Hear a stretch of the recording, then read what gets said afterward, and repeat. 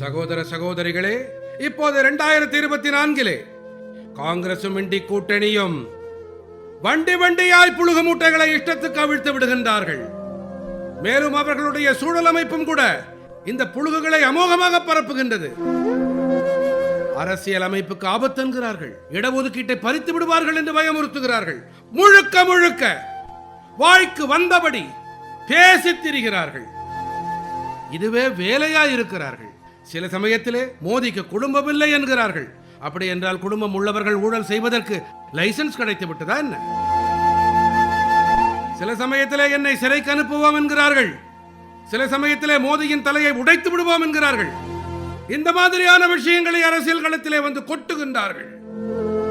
நீங்களே பாருங்கள், இந்த முறையும் கூட இவர்கள் முன்பை விடவும் குறைவான சீட்டுகளையே பெறுவார்கள்.